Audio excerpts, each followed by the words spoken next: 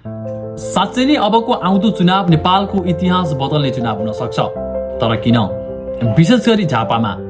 अब आउँदो चुनावमा झापा 5बाट नेपालको राजनीतिले ऐतिहासिक मोड लिन लागेको छ, जहाँ लामो समयदेखि यही क्षेत्रलाई आफ्नो बलियो किल्ला बनाउँदै आएका नेकपा एमाले अध्यक्ष तथा पूर्व प्रधानमन्त्री केपी शर्मा ओली र काठमाडौँका मेयरका रूपमा नयाँ राजनीतिक शैली युवा पुस्ताको भरोसा जितेका बालेन शाह प्रत्यक्ष भिडन्तमा उत्रिँदैछन्।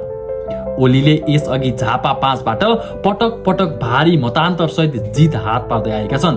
विशेष गरी 2079 को निर्वाचनमा करिब 52,000 मत ल्याउँदै करिब 28,000 को अन्तरले विजय भई पूर्ण प्रधानमन्त्रीसम्म बनेका थिए।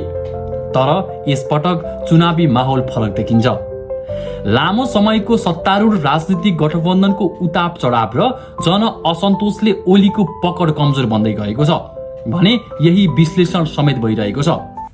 यता बालेन शाहको स्वतन्त्र छवि, भ्रष्टाचार विरुद्धको कडा बोली र युवामाझ बढ्दो लोकप्रियताले झापा 5मा नयाँ तरङ्ग पैदा गरेको छ।